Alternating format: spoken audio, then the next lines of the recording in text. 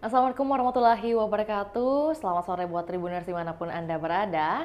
Senang sekali rasanya saya Fiorena Jeretno dapat kembali menyapa Tribuners dalam sore hari ini. Dan tentunya program kita sore hari ini program Ngobrol Sehat edisi Rabu 16 Oktober 2024. Dan tentunya di pertengahan bulan seperti ini juga kita tidak henti-hentinya memberikan edukasi dan juga informasi yang bermanfaat bagi Tribuners. Dan kali ini segmennya lebih spesifik, kita akan bahas bagaimana kita harus mereminder dan juga memperkenalkan dan memberi pemahaman gitu ya kepada Tribuners mungkin cara mengenali penyakit jantung koroner khususnya di segmen kali ini, dan juga bagaimana kita harus mewaspadai gejala-gejala atau tanda-tanda apa yang harus kita lakukan untuk mengantisipasi hal tersebut terjadi. Untuk itu kita sudah bersama dengan narasumber yang tentunya kompeten dalam bidangnya, bersama Dr. Priscilia Sasmita SPJP VH selaku dokter spesialis jantung dan pembuluh darah Primaya Hospital Hertasnik. Dan kita akan membicarakan tentang penyakit jantung koroner, kenali dan waspadai. Dan seperti yang Vio sampaikan bahwa hari ini kita akan memberikan edukasi sekali lagi, dan tidak henti-hentinya kita akan memberikan informasi bagaimana Tribuners bisa mengenal dan juga mengingat informasi-informasi yang kita bagikan. Dan langsung saja kita sapa narasumber kita di sore hari ini. Selamat sore, Dok. Sore, halo Mbak Vio, halo Tribuners, apa kabar? Baik, ini belum ditanyakan, dokter udah tanya duluan. Saya menyapa duluan. Oke, ya. Dokter gimana kabar? Baik. Baik, dan semoga Tribuners juga yang dimanapun berada bisa dalam keadaan sehat dan juga berbahagia, paling penting ya, Dok. Iya. Kalau berbicara tentang bahagia, kira-kira langsung saja penyakit jantung itu ada hubungannya dengan bahagia atau tidaknya seseorang nggak, Dok? Sebenarnya kalau untuk kita berbahagia itu yang keluar yang keluar itu kan adalah hormon-hormon yang tidak merangsang, kayak misalnya kita berdebar-debar, kan kayak gitu. Nah, kalau kita jadinya berdebar-debar, jadinya tidak senang, itu yang keluar malah yang bisa mempengaruhi kesehatan justru secara tidak langsung ya. Oke. Berarti harus bahagia terus. Oh iya, nggak boleh stres justru. Iya, untuk mengantisipasi hal-hal yang tidak diinginkan. Salah satunya mungkin pemicu serangan jantung itu stres loh. Jantung. Salah satunya. Oke, berarti kalau kasus-kasus yang ada itu biasanya diberitakan atau dilaporkan itu seseorang tiba-tiba serangan jantung, misalnya habis olahraga gitu. Ini kita betul-betul langsung ke pertanyaan langsung to the point sekali ya. Gimana, Dok? Pris, mungkin boleh disampaikan apakah memang hal itu ada kaitannya ketika olahraga mungkin dengan adanya penyakit serangan jantung atau penyebabnya adalah serangan jantung, itu kira-kira ada korelasinya nggak? Jadi biasanya kalau kita olahraga ya, misalnya kadang kan yang lagi booming kan itu, tiba-tiba meninggal nih pada waktu misalnya habis futsal seperti itu. Nah, makanya kita selalu menganjurkan kalau di atas usia 40 tahun itu untuk laki-laki maupun untuk perempuan kita anjurkan untuk medical check up. Kenapa? Karena biar kita tahu nih, kadang orang yang terlihat sehat-sehat dan baik-baik aja ternyata kondisi pembuluh darahnya itu kurang oke. Kurang oke tuh misalnya mungkin sudah membutuhkan bantuan. Cuman karena nggak bergejala, nggak ada keluhan, menganggapnya nggak deh, nggak apa-apa kok ini. Padahal sebenarnya kita sih sangat menganjurkan seperti itu. Jadi cerita dikit ya, mungkin ada sharing sedikit. Ada salah satu pasien saya deh. Usianya masih muda kok, nggak terlalu tua ya. Maksudnya masih 45 tahun, menurut saya masih muda kok. Jadi dia juga seorang atlet, dia suka main bola, datang dengan keluhan itu cuman rasa tidak nyaman aja. Setiap kali dia beraktivitas, dia main bola, tapi cuman sebentar.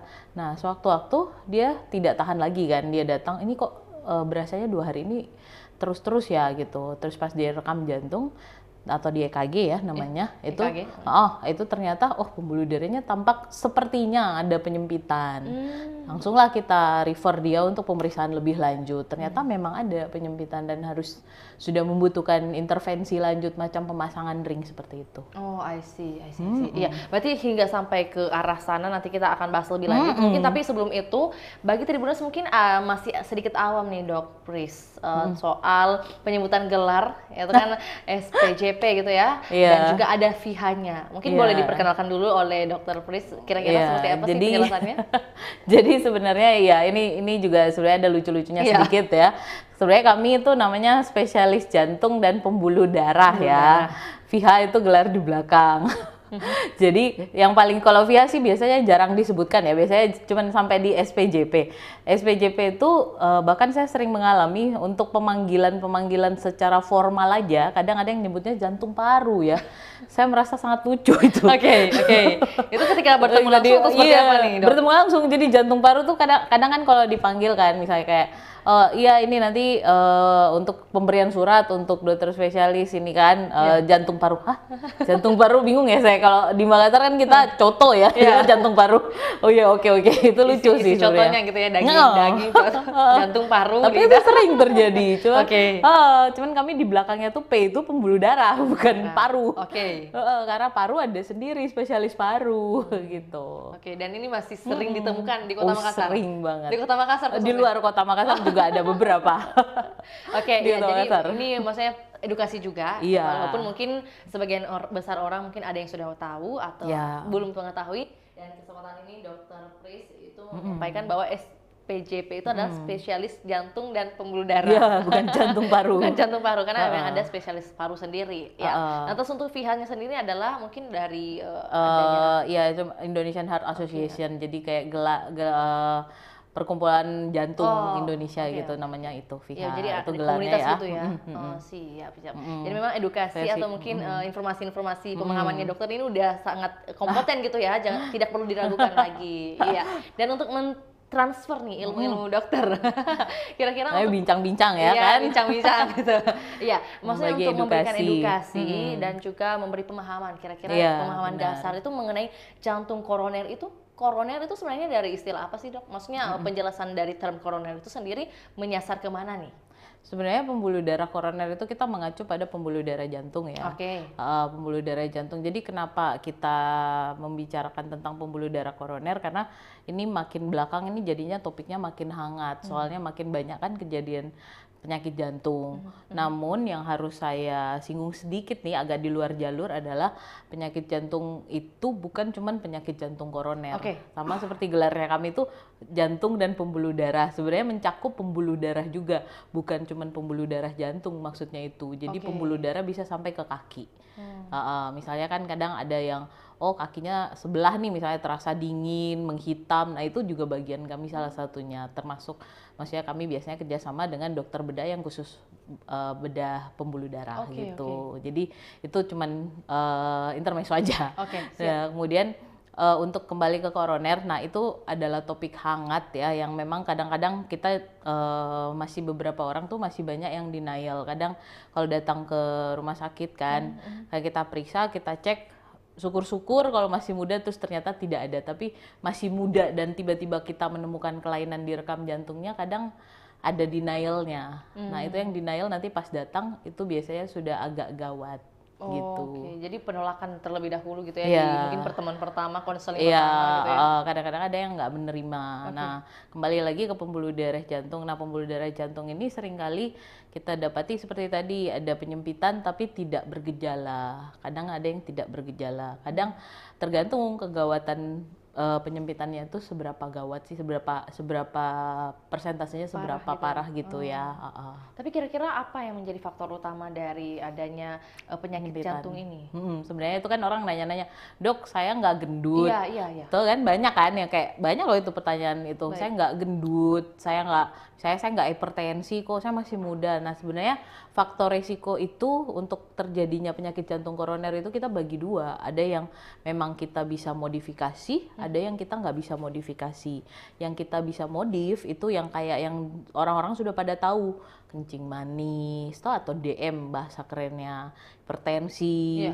Darah Terus tinggi. darah tinggi, dislipidemi itu kadar kolesterol yang tinggi.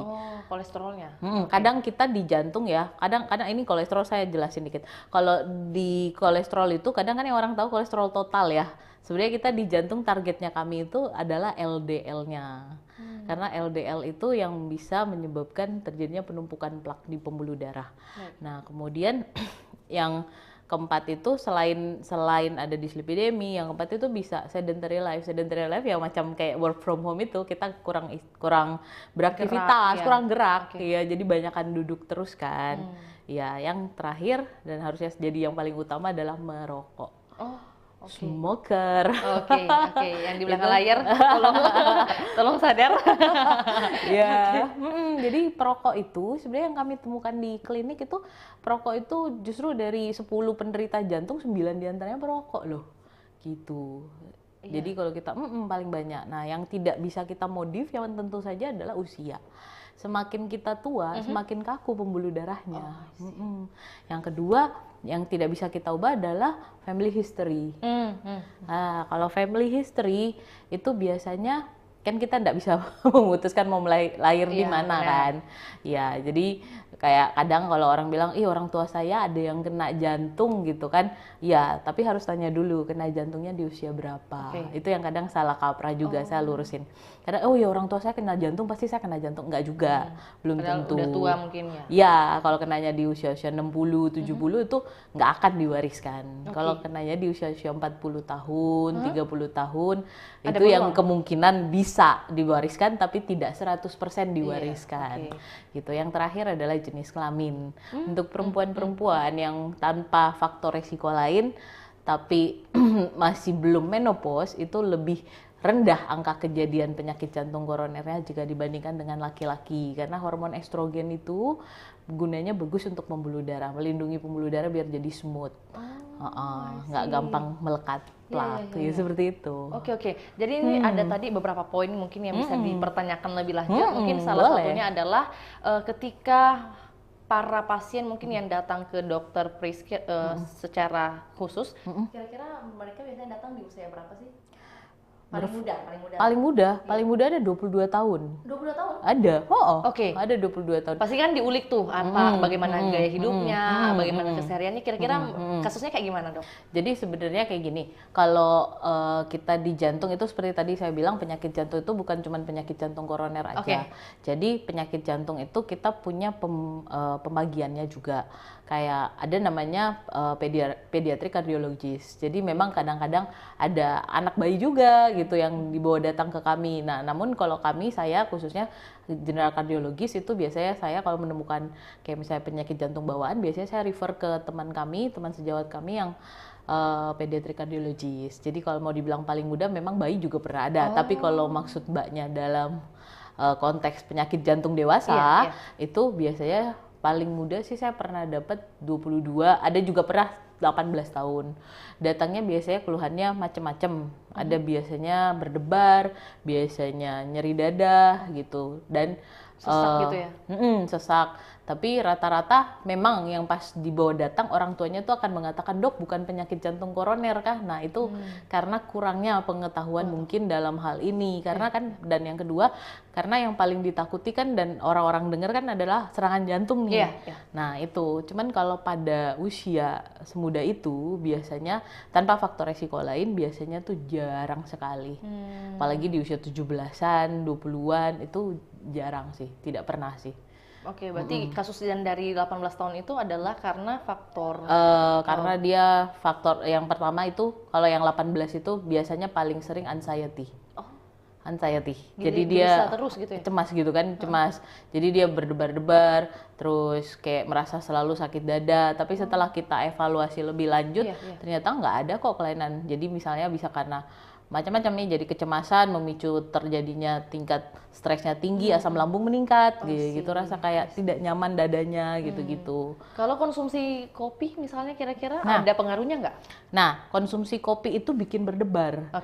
Kadang kan orang yang bilang, enggak kok kopi, bukan kopi hitam, campur-campur kok, espresso. Terus ada tuh yang apa. shoot, 2 shoot lagi dan sebagainya. Namanya kopi, kalau ada kafeinnya, mau itu kafein dalam bentuk apapun, itu bikin berdebar, bikin kita istilah medisnya takikardi.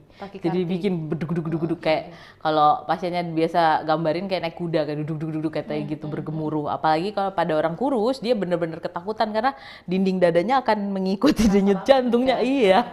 Kayak gitu. Jadi minum kopi itu bikin berdebar. Yang kedua, kadang minum kopi kan mengiritasi lambung ya. Nah, mengiritasi Tiap lambung. hari kali ya. Kadang naik sampai ke atas kan, kayak GERD gitu kan. Nah kadang itu yang mereka bawa ke kita sebagai, oh dok saya serangan jantung gitu. Padahal GERD-nya udah setelah parah kita gitu ya? evaluasi. Jadi biasanya kalau kita menemukan nggak ada kelainan, biasa kita saranin untuk kayak misalnya ke teman sejawat kita yang penyakit dalam. I see. Iya, kalau misalnya tadi juga yang menjadi highlight dokter, ini bukan karena faktor saya nggak gemuk nih, saya nggak gemuk, nggak ada penumpukan lemak dan sebagainya. Kira-kira kalau misalnya udah usia lanjut, udah di atas 50 nih kita sebutnya aja, di atas 50 terus kondisi fisik mungkin agak sedikit berisi, kira-kira itu bisa memacu adanya penyakit jantung koroner nggak? Itu salah satu faktor resikonya, tapi belum tentu dia Belum kena. tentu. Karena itu faktor resiko lain ada juga kan. Baik. Jadi saat badannya gendut, terus misalnya usianya misalnya anggaplah 55 lah ya, 55 tahun, belum tentu dia penyakit jantung koroner. Kita harus melakukan pemeriksaan namanya yang paling mudah adalah elektrokardiografi atau EKG tadi untuk lihat toh apakah memang, makanya dianjurkan sekali untuk medical check up. Sekalian saya iklan ya, mari datang ke. Iya baik. Nah untuk memeriksa atau melakukan yang paling mudah itu EKG, itu paling mudah bisa didapatkan di Primaya. Iya, Primaya atas nih, mari. Iya, langsung ketemu dengan dokter Pris ya. Dok, kira-kira misalnya kalau misalnya lanjut lagi, beliau kita ambil case lagi nih ya, usia 55 tahun misalnya, perempuan, berisi, kemudian gaya hidupnya suka makan bakso, yang nggak sehat. Iya, pokoknya nggak sehat lah, dan sebagainya. Kita mungkin minggirkan dulu nih faktor lainnya, apakah mungkin diabetes dan sebagainya. Kira-kira lah, adakah mungkin faktor atau peluangnya dia bisa mendapatkan serangan jantung secara tiba-tiba? Dengan meningkatnya usia kita, risiko serangan jantung pasti juga meningkat, pasti. Karena saat semakin kita tua, pembuluh darah kita akan semakin kaku dan semakin gampang menempel lemak-lemak di bawah pembuluh darah itu. Jadi memang peningkatan usia akan meningkatkan risiko terjadi serangan jantung. Cuman kita tidak bisa bilang bahwa 100% orang yang tua itu pasti kena serangan jantung, enggak. Jadi beda ya, gitu. Dan kalau berbicara tentang penyakit jantung koroner, gitu ya, ini secara awamnya mungkin untuk Tribuners lebih paham, apakah penyakit jantung koroner ini adalah serangan jantung saja? Enggak, penyakit jantung koroner. Jadi kalau penyakit jantung, sebenarnya saya luruskan dikit mungkin ya sama maksudnya Tribuners ya biar paham juga, saya mau sharing edukasi sedikit. Jadi kalau penyakit jantung koroner itu adanya penumpukan plak di pembuluh darah, itu namanya penyakit jantung koroner. Namun serangan jantung adalah suatu kondisi di mana tertutupnya pembuluh darah atau terhambatnya aliran darah karena plak itu nyaris menutup hampir subtotal ataupun total, sehingga tidak ada pasokan darah ke otot-otot jantung, sehingga otot-otot jantung ini berpotensi bahwa otot jantungnya tidak dapat nutrisi, sehingga kalau kita istilahnya di medis infark, itulah yang namanya serangan jantung.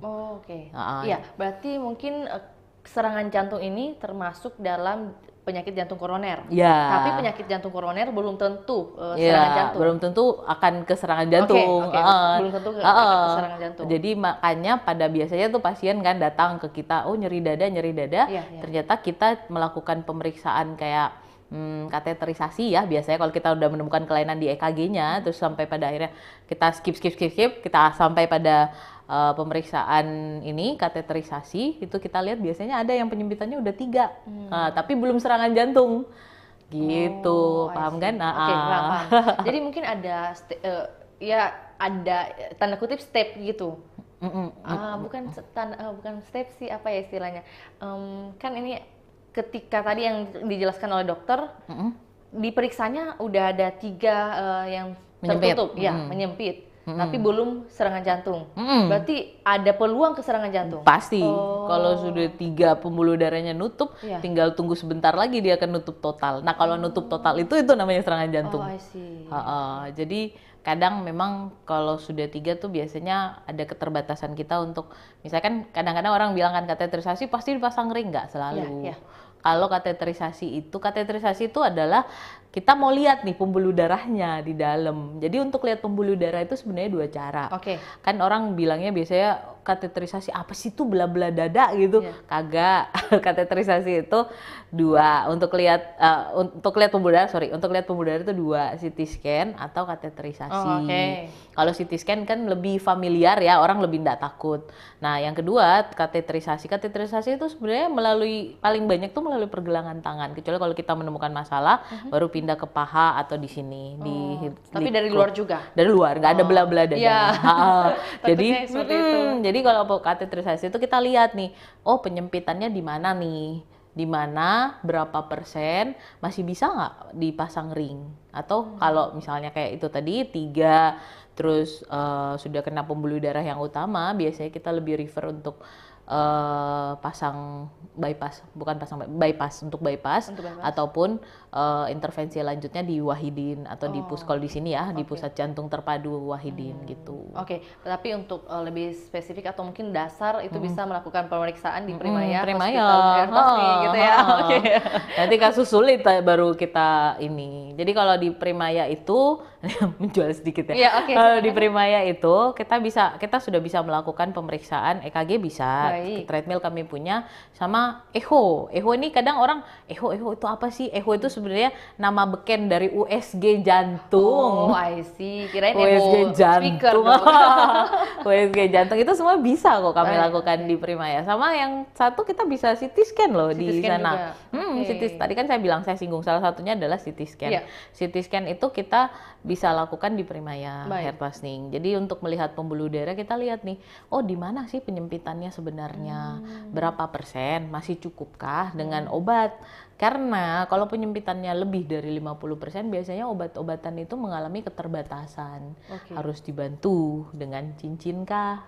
Kalau kita biasanya ring gitu, atau orang awam biasanya taunya cincin. Terus mikir cincin itu sebesar cincin jari. Modelnya kayak gimana? Enggak, cincin tuh yang ada itu cuman kayak per pulpen itu loh, yang ada ulir-ulirnya, ada kan? Nah itu biasanya kurang lebih kecil dari itu. Tapi modelnya mirip-mirip kayak gitu. Sebenarnya sebelum pertemuan dengan dokter Pris saja, saya udah bayangannya cincin tuh kayak besar ini. Banyak. Bahkan mungkin Tribuners juga masih pahamnya seperti itu, penyempitan cincin dan ring. Makanya takut gitu kan, dok gede kali gitu kan, banyak kok pertanyaan kayak gitu, dok besar sekali gitu kan, itu gimana ya dok ya? Enggak, itu sebesar, kalau nggak tahu per pulpen itu deh, pipet aqua gelas, lebih kecil dari itu. Jadi tapi pasti teman-teman udah tahu lah per pulpen itu ya, apalagi yang dipencet-pencet kayak gini. Benar kayak gitu. Tapi kalau misalnya setelah pasang atau pemasangan cincin, ada efek sampingnya nggak? Kalau efek sampingnya sebenarnya lebih ke arah, kalau cincin itu kan kita harus pemasangan ring itu kita harus minum pengencer darah ya untuk mencegah supaya tidak tersumbat kembali ya cincinnya. Nah pengencer darah itu namanya juga darahnya diencerkan, kadang ada efek iritasi lambungnya. Jadi dari biasanya efek obat itu ya. Jadi biasanya kalau pada orang tua biasa kita edukasi makan dulu ya Bu, jangan ndak makan, harus makan baru minum obat gitu biar mengurangi. Iya berarti disarankan siang hari setelah makan siang atau setelah makan pagi. Pengencer darah sekali sehari kok. Tapi kira-kira misalnya kalau Tribuners bertanya-tanya juga ya dok, apakah penyakit jantung koroner atau apapun penyakit jantung itu bisa disembuhkan nggak? Maksudnya angka keberhasilan kesembuhannya itu di angka berapa sih? Apakah 90% dapat? Sebenarnya kalimat sembuh itu agak-agak rancu ya kalau kita di jantung tuh. Sembuh itu kalau di penyakit lain misalnya di batuk flu itu sembuh artinya tidak harus minum obat lagi ya kan. Kalau di jantung khusus untuk penyakit jantung koroner tidak ada dalam kamus kita berhenti minum obat. Kita harus minum obat seterusnya, sekali kena jantung seumur hidup minum obat. Kenapa? Karena kita maksudnya gini, meskipun setelah pemasangan ring, setelah bypass itu tetap minum obat meskipun jumlah obatnya minimalis gitu. Jadi memang kalau jantung, hipertensi atau gula ya sama-sama selalu minum obat sampai seterusnya. Nah itu yang perlu diluruskan. Kayak misalkan Kalau udah pasang ring nih, tetap harus minum obat karena kapan nggak minum obat nanti nyempit lagi. Oh, paham. Jadi memang ada ketergantungan gitu ya? Kalau ketergantungan kayaknya nggak terlalu cocok. Memang harus minum obat untuk menjaga potensi pembuluh darahnya. Karena kan biasanya kalau kita bilang ini harus diminum terus nih, pikirannya orang-orang Ya, tuh ketergantungan. ya. Ya, kadang-kadang ketergantungan itu lebih cocok mungkin kalau minum obat-obat yang maksudnya di luar takaran dokter ya, maksudnya yang kayak obat-obat penenang atau apa ya ketergantungan. Tapi kalau obat untuk jantung itu lebih ke arah apa ya? Kayak harus bisa sih nggak minum, tapi itu akan beresiko sangat besar untuk terjadi gitu, terjadi serangan jantung kembali, terjadi penyempitan lagi, bisa berhenti. Bukan yang kalau berhenti langsung kayak candu, enggak lah saya pengen gitu kan, enggak. Tapi bisa berhenti, tapi resikonya akan naik sekali gitu dan sangat tidak dianjurkan untuk berhenti. Yes. Oke, jadi memang definisi ketergantungan itu memang berbeda. Iya, berbeda dan memang kalau di penyakit jantung sendiri memang harus minum obat. Bukan ketergantungan lagi. Iya, khusus keharusan. Khusus Biar penyakit jantung gitu koroner ya. Risiko yang tidak diinginkan. Iya, meskipun memang seperti tadi yang saya bilang, usia faktor risiko yang tidak bisa kita hindari itu akan tetap menyebabkan risiko serangan jantung tetap ada. Cuman kan kita minimalisir ya. Kalau pada akhirnya tidak ada yang bisa menjamin bahwa ini 100% nggak akan kena serangan jantung, itu nggak bisa. Cuman kita bisa menjaga jangan sampai kena itu. Oke, menyoal olahraga lagi nih dok. Ini kan kita lihat belakangan ini teman-teman lagi aktif-aktifnya olahraga ya. Lifestyle-nya pokoknya berubah, entah untuk hidupnya atau untuk kontennya. Benar juga ya untuk konten. Kira-kira dok, dengan berubahnya, kita sebutnya saja mungkin bagi pemula yang baru mulai berolahraga di usia kira-kira 30 tahun, 35 tahun gitu ya. Mungkin dulunya jarang bergerak, aktivitasnya kurang, kemudian ketika melakukan aktivitas berolahraga, jogging dan sebagainya itu ada pemicu akan terkena serangan jantung nggak kira-kira? Karena biasanya kan ada yang mengatakan jangan terlalu diforsir gitu ya, karena nantinya ada yang tidak diinginkan serangan jantung dan sebagainya. Kira-kira ada hubungannya nggak? Jadi kalau misalkan pertama memulai olahraga dalam usia berapapun sebenarnya tidak ada kata terlambat, kecuali mungkin kalau usia sudah 70-80 mau dipaksa mau lari nggak bisa. Paling bisa adalah jalan. Jalan aja mereka masih bisa. Yang penting maksudnya ini kita bicara orang yang tidak ada keterbatasan gerak ya. Kalau misalnya untuk memulai di usia-usia agak ke atas, memang kan disarankan seperti tadi medical check up dulu, kita lihat dulu ada enggak kelainan rekaman jantung. Kalau memang masih bagus, semuanya bagus pemeriksaannya, dianjurkan olahraga yang dianjurkan itu sebenarnya jangan lari, jalan cepat aja, jogging. Sebenarnya yang dianjurkan adalah yang sekarang ada 5 kali dalam seminggu. Per hari itu 30 sampai 60 menit per hari. Jadi 3 langsung cepat selesai ya. Terus yang kedua yang harus saya kasih tahu adalah kita mesti tahu batas nadi aman maksimal yang harus kita jaga, jangan melampaui itu. Bisa enggak dok kalau saya pengen memacu di atas itu? Ada pernah yang nanya ke saya, dok saya pacu kok di atas itu. Iya benar, tapi jangan, itu namanya mencobai keberuntungan Anda, karena kalau di atas itu takutnya akan terjadi kemungkinan terjadi hal-hal yang tidak diinginkan, kayak misalnya irama jantungnya bisa terjadi irama jantung yang membahayakan, atau bisa tiba-tiba kan jantung ada masa exhaustnya juga. Jadi kita harus belajar mengetahui nadi kita. Jadi kita biasanya mengukur nadi itu pakai yang di pergelangan tangan, kita lihat ini ada yang berdenyut kan. Nah itu kita hitung tuh nadinya. Nah batas nadi maksimal saat kita olahraga adalah 220 kurang usia kita saat ini. 220 kurang usia saat ini. Jadi kalau tahun depan usia tahun depan. Ini untuk istilah heart rate. Ini heart rate itu denyut jantung. Jadi denyut jantung atau heart rate adalah heart rate yang aman itu 220 kurang usia tadi. Heart rate itu penyebutan untuk denyut jantung. Jadi kalau amannya adalah 220 kurang usia saat ini atau kalau tahun depan usia tahun depan gitu.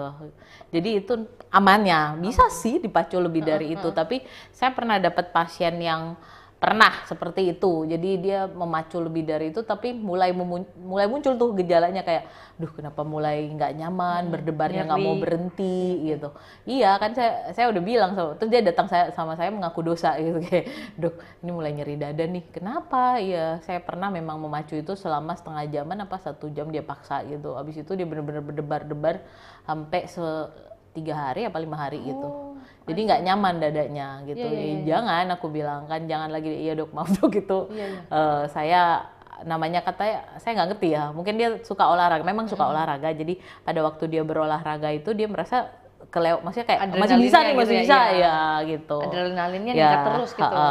Sebaiknya kalau udah sampai di batas itu, turunin dulu lah intensitasnya, pelan-pelan lagi gitu. Nanti setelah heart rate-nya turun baru naik lagi. Maksudnya diatur lah, jangan melewati itu. Iya. Dari cerita yang disampaikan Dok Pris, mungkin saya juga bisa sekaligus konsul nih Dok. Boleh dong. Ya dulu maksudnya waktu saya masih sekolah, itu kan biasa tuh ada ambil nilai olahraga, lari, siapa yang cepat sampai itu kan nilainya paling tinggi. Nah, kasusnya saya tuh waktu itu memang jadi pemenang misalnya ya, jadi pemenang, tapi jantung saya tuh berdebar banget. Nah, tapi nggak sampai 3 hari, itu apakah normal atau enggak?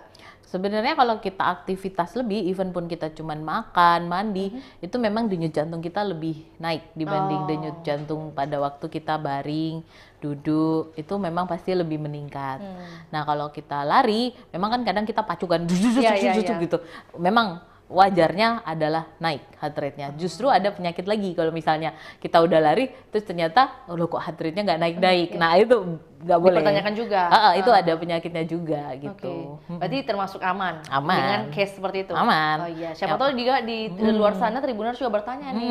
Ini kan biasa anak-anak muda masih lari berlomba. Nggak mau kalah saya.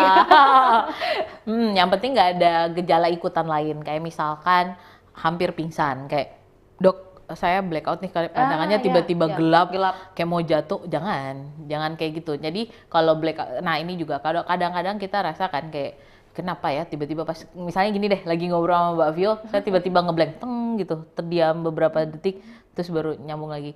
Jangan sampai itu, pertama macam-macam sih, bisa dari saraf juga bisa, tapi karena kita jantung sekarang jadi kita bahasnya di jantung ya. Jadi kalau dari jantung itu jangan sampai gangguan irama namanya. Jadi ada lagi. Jadi penyakit jantung itu tidak sesimpel cuman tentang pembuluh darah koroner.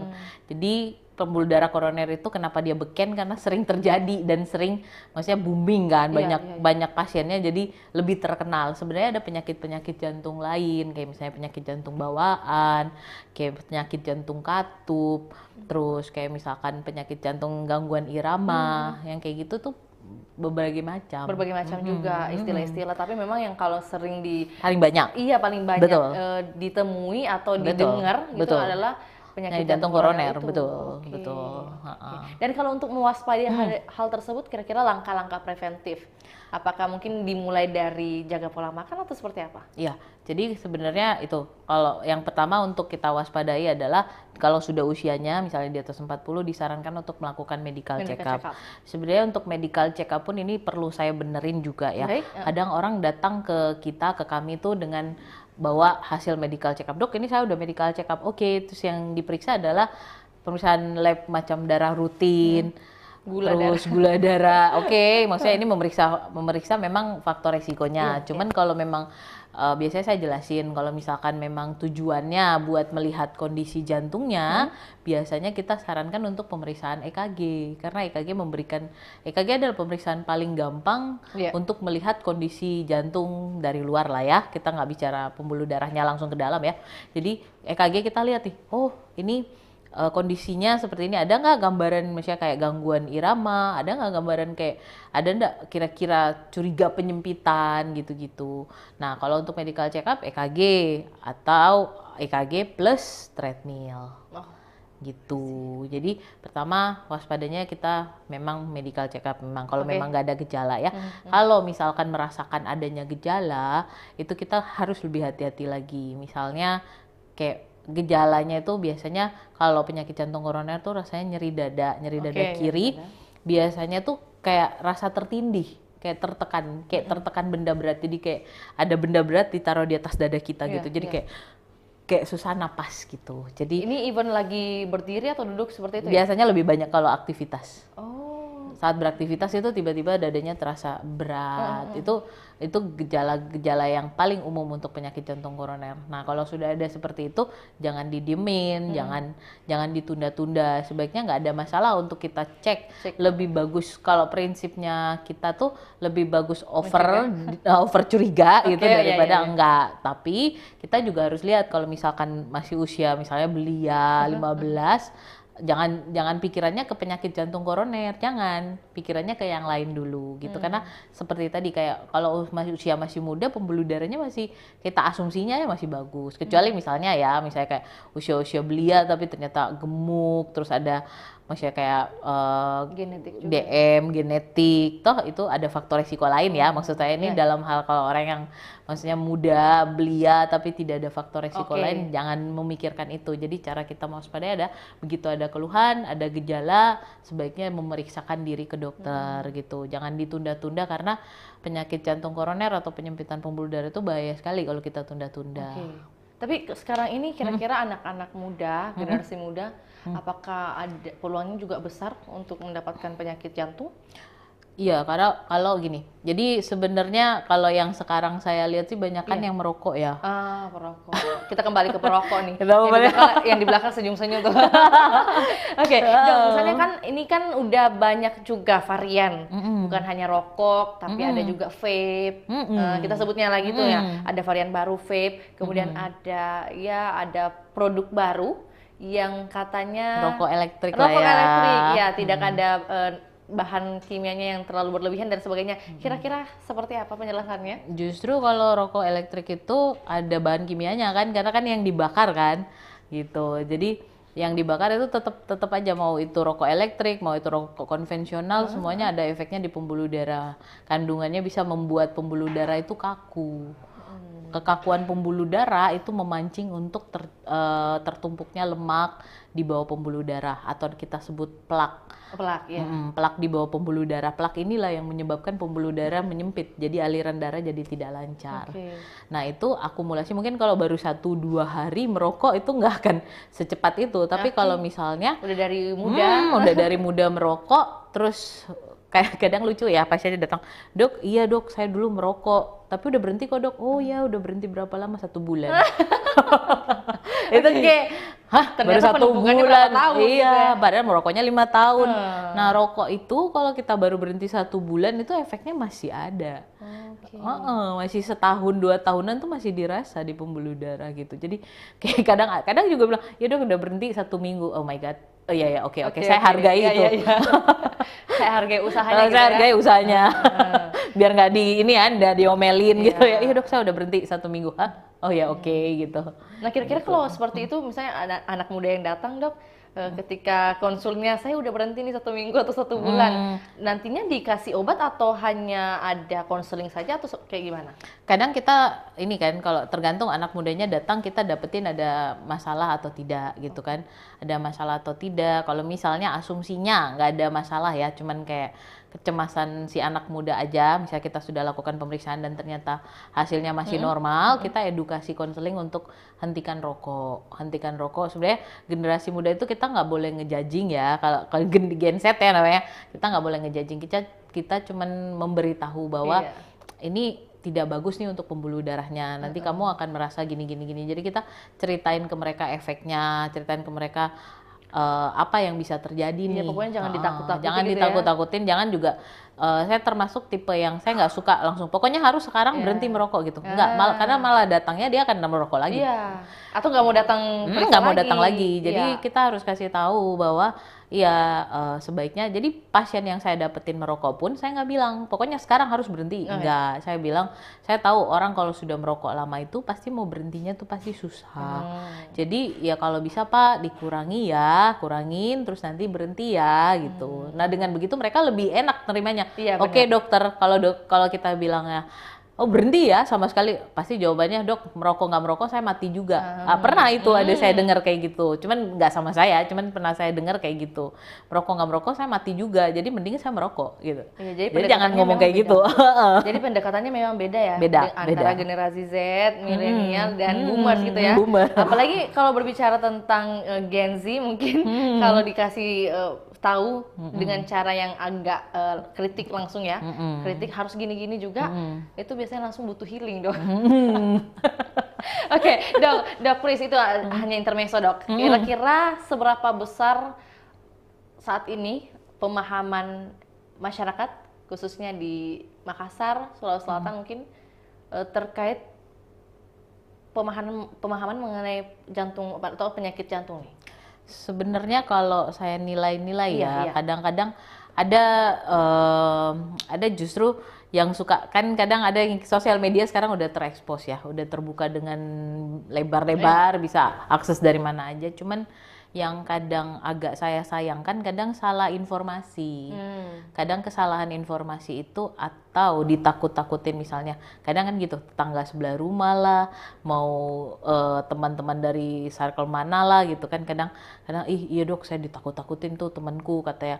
Kan pernah tuh saya dapat pasien dia penyempitannya berapa ya? 2 kalau saya nggak, anggaplah 2 ya, saya nggak 2 kayaknya, 2 penyempitannya itu 2. Terus dia masih menolak, saya deketin kan, saya tanya kenapa bu gitu kan, karena menurut saya kalau untuk pemasangan ring itu kita nggak boleh maksain ke orang, kita cuma cukup kasih tahu resikonya apa, manfaatnya apa, terakhir keputusan pada ibunya dan pada ibunya dan keluarganya. Karena kalau dia nggak ikhlas untuk dipasang, meskipun misalkan suaminya yang nyuruh, pas hari pemasangan tensinya bisa 200 itu karena stres. Kan juga kan, ya. Yes. Jadi saya tanya, kenapa bu? Dia bilang, ya dok tetangga saya katanya habis pasang ring langsung meninggal.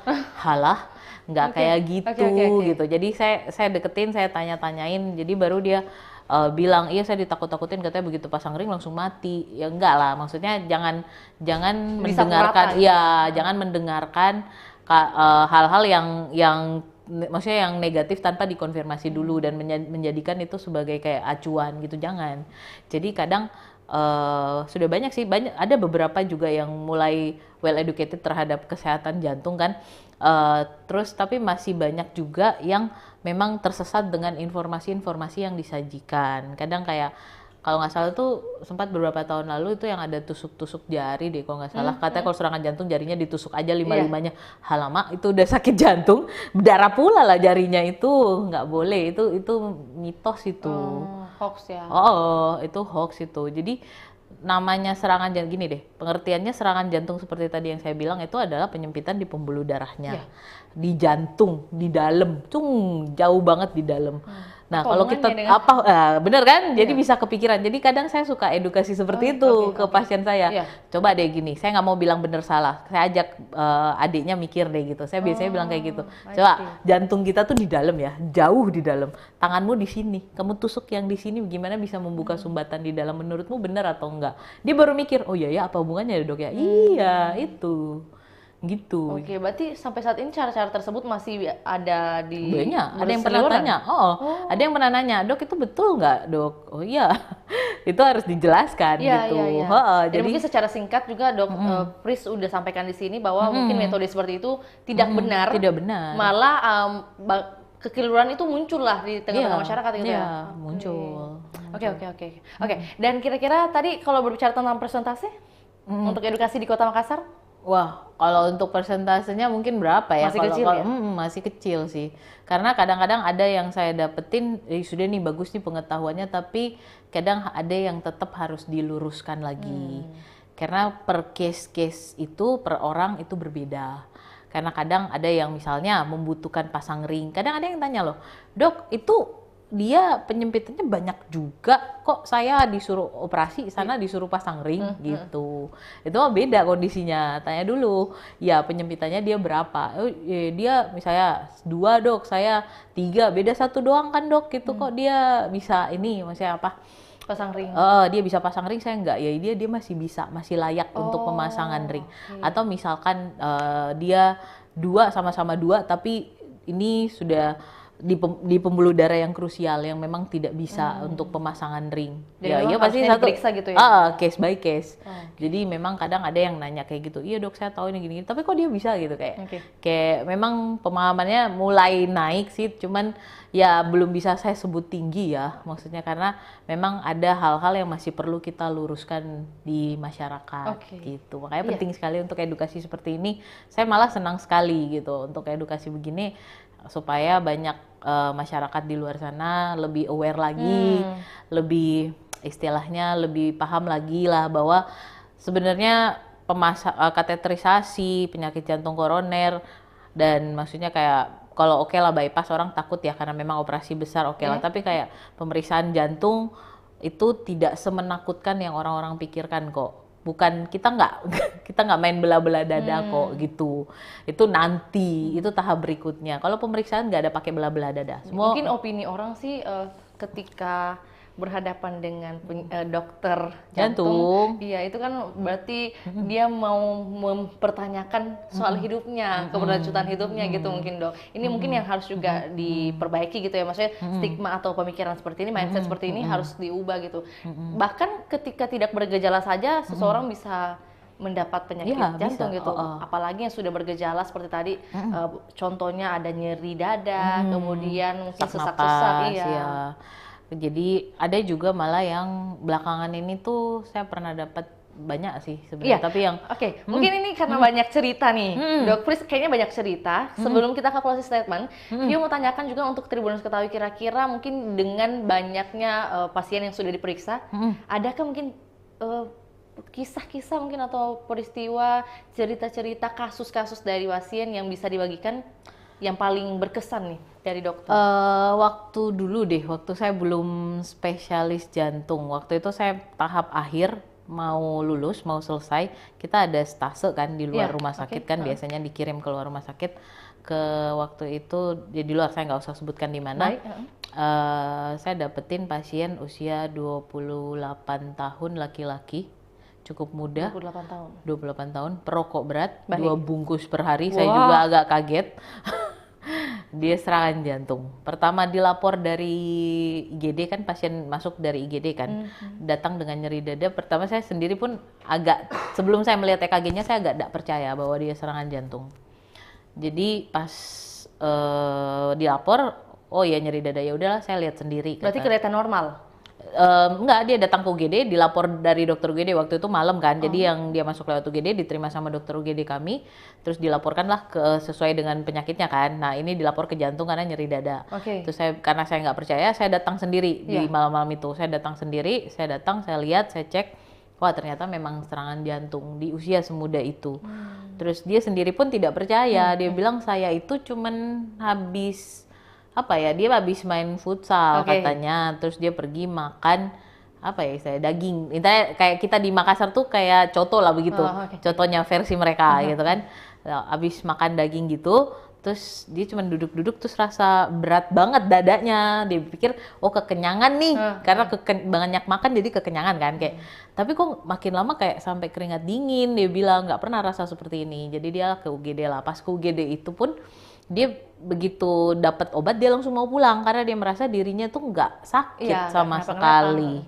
Jadi pas saat itu diperiksa, dicek, ternyata memang dia kena serangan jantung di usia seitu, 28 tahun itu. Nah untungnya karena dia usia masih muda, proses penyembuhan lebih cepat, dan dia untungnya walaupun denial di awal, dia nggak sebandel itu, dia mau minum obat karena dia merasa kayak pertama dia agak putus asa juga kayak, saya masih muda mau mati nih kayak. Nah itu mindset itu mau mati gitu, enggak. Jadi kami sendiri nggak mau memberikan harapan apa-apa karena memang serangan jantung itu kan bukan penyakit biasa ya. Kita berusaha sebisa mungkin supaya dia sembuh, tapi kita nggak mau menjanjikan terlalu banyak mimpi-mimpi. Nggak memberi harapan. Nggak memberi harapan tinggi ya. Pokoknya kita usahakan sebisa kita. Untungnya dia selamat waktu itu, dan setelah itu dia rutin dan dia benar-benar berhenti total sama sekali. Dia benar-benar nggak mau lagi, karena anaknya waktu itu dia udah nikah ya, namanya juga kayak di daerah kan usia nikah itu agak bawah ya. Jadi dia udah nikah, punya anak satu, masih umur aku lupa sih waktu itu 10 bulanan mungkin masih ya. kecil, Ya jadi dia betul-betul merasa oke saya berhenti. Pas datang kontrol itu sebelum saya balik ke Makassar, dia datang dan kasih tahu dengan bangganya, dokter saya berhenti merokok sama sekali. Terus saya bilang, kan waktu pas dia dirawat pun dia masih agak ragu-ragu nih, bisa berhenti nggak ya, bisa berhenti nggak? Kayak agak susah dok. Dia masih nego, satu bungkus saja deh, satu bungkus saja. Nggak, Pak, dipikir-pikir aja deh. Kalau saya sih sebaiknya jangan ya. Tapi ya terserah dari bapak itu memang agak susah saya bilang. Tapi sebaiknya jangan karena kondisinya bapak saat ini tuh tidak memungkinkan lagi untuk merokok terus gitu. Oh, ya udah pas waktu dia datang kontrol, dia dengan bangga dia bilang, dok, saya bisa bilang meskipun saya lagi sama teman-teman, saya bisa bilang saya nggak ngerokok lagi, gitu. Oke, saya bangga. Itu kasus pertama. Kasus kedua, usia 68 lah, mungkin 60-an lah, 60-an itu laki-laki juga, tidak merokok, tidak gendut, tidak ada faktor resiko lain, malah dia suka olahraga. Datang ke saya keluhannya cuma nyeri ulu hati. Itu pun dia sudah rasa 3 bulan. Dia baru datang karena dia nyeri ulu hati. Itu pun dia bilang nyeri ulu hatinya hanya waktu dia bermain tenis. Saat dia bermain tenis itu pun main tenisnya pada waktu dia ambil skor. Jadi dia bilang waktu itu cuman saat itu kok nyeri ulu hatinya. Terus minum obat, mah berhenti? Enggak. Dia bilang berkurang tapi enggak berhenti. Jadi makanya dia datanglah untuk periksa.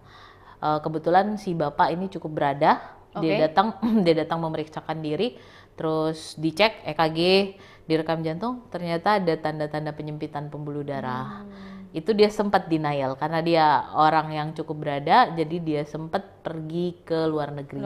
Check up lagi. Dan di luar negeri dia pun mendapatkan jawaban yang sama. Baru dia merasa, oh iya ya. Ternyata maksudnya saya pun yang suka olahraga pun, dia rutin olahraga dia bilang ke saya, kenapa saya nggak percaya sama dokter, bukan karena saya meragukan dokter, tapi saya dari mana SMP, dia dari SMP tuh olahraga terus, dia suka olahraga, jadi dan dulu dia pernah jadi atlet nasional, dia bilang, jadi dia bilang saya nggak percaya, gitu, makanya dia ke luar negeri. Di luar negeri dia melakukan pemeriksaan pun ternyata hasilnya sama, baru dia oke, saya memang sakit. Dan gitu. Faktor yang memicu itu? Usianya. Kalau tadi mungkin lifestyle, pertama tadi, yang kedua adalah usia. Walaupun mungkin senang olahraga dan sebagainya, aktivitasnya yang positif gitu. Makanya ada 2 kan faktornya, bisa modif tanpa modif gitu, nggak bisa dimodif gitu. Itu berkesan karena memang keluhannya nyeri ulu hati aja.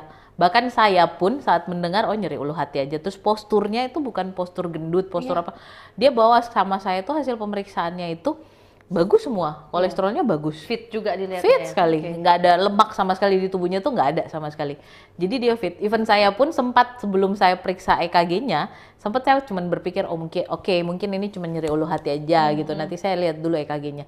Pas saya lihat EKG-nya, Pak, ini Bapak harus cek deh, ada penyempitan. Saya nggak saranin lagi untuk CT scan. Saya bilang mungkin Bapak perlu kateterisasi gitu. Cuman waktu itu dia bilang, maaf dok, saya merasa saya tidak sakit gitu. Ya udah, saya kan terbuka kan orangnya. Saya ya udah enggak apa-apa Pak, maksudnya.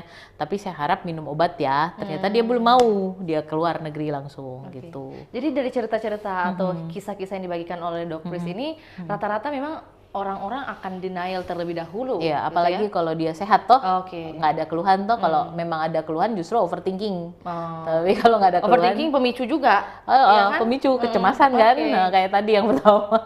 So that's why mungkin ini untuk memberi Tribuners bagaimana pesan-pesan gitu ya, yang bisa disampaikan untuk merubah mungkin pola hidup, pola gaya hidupnya. Iya, pola gaya hidup, atau juga memberi pemahaman atau yang mau di highlight nih pada tayangan kita hari ini, kira-kira seperti apa dok sebagai closing statement? Jadi sebenarnya kalau penyakit jantung koroner itu bukan melulu hanya untuk orang-orang yang kelihatan gendut, untuk orang-orang yang hipertensi aja. Jadi kita pun kalau misalnya di atas usia 40 sebaiknya sih kita melakukan medical check up aja. Dan terkhusus untuk orang-orang yang ada keluhan, ada nyeri dada, itu sebaiknya memeriksakan diri. Pemeriksaannya juga tidak semenakutkan yang orang-orang pikir. Dan kalau misalkan pun pasiennya nggak setuju, kami pun tidak akan melakukan atau memaksakan tindakan. karena itu tetap namanya ada informed consent dari kami. kesepakatan itu ya. Kalau nggak setuju ya kami nggak maksa. Baik. Gitu. Cuman kami tetap menyarankan. Nah, untuk pencegahannya memang disarankan untuk ya namanya usia nggak ada yang bisa nggak ada yang semakin muda. Jadi yang bisa kita jaga adalah kita menjaga pola gaya hidupnya, kita tetap sehat ya. Terus kita jaga jangan sampai, maksudnya hindari juga makanan-makanan fast food segala macam, karena kan takutnya nanti hipertensi lah atau lemak ya. Jadi untuk itu kita jaga, dan kita baiknya membiasakan mulai olahraga. Gitu, olahraga nggak usah yang sulit-sulit, nggak usah yang ribet-ribet, cukup jalan cepet aja gitu. Dan biasakanlah untuk tetap memeriksakan diri jika ada keluhan. Seperti itu. Oke, jadi terima kasih Dok Pris atas informasinya, edukasi yang sudah diberikan, dan juga pastinya yang paling penting adalah pengalaman gitu ya, pengalaman yang bisa didapatkan oleh Dokter Pris memeriksa pasien-pasien seperti apa. Jadi kita juga bisa dapat edukasi nih, bagaimana mungkin case-case orang itu ya, biasanya masing-masing kira-kira mungkin ada yang sama tapi masih menolak untuk memeriksa dan sebagainya. Itu yang perlu dirubah. Dan yang paling penting adalah medical check up, ada atau tidaknya gejala yang dirasakan itu sebaiknya kalau sesuai usianya, atau bahkan yang merasa ada gejala itu sebaiknya segera diperiksa gitu ya. Oke, terima kasih Dok Pris atas informasinya. Sehat, sukses selalu Dok. Semoga informasi ini juga bisa berguna bagi kita semua. Dan Tribuners, terima kasih juga hingga saat ini setia menyaksikan program Ngobrol Sehat. Semoga informasi yang kita bagikan ini bisa berguna, bermanfaat, dan juga menjadi edukasi yang paling penting bagi Tribuners. Dan segeralah periksakan dirinya jika mungkin ada tanda-tanda yang dirasakan, dan mungkin yang sudah usianya juga segera melakukan medical check up. Saya Fiorena Jaretno, mewakili Dr. Pris dan juga tim, pamit undur diri. Selamat sore dan sampai jumpa. Sampai jumpa.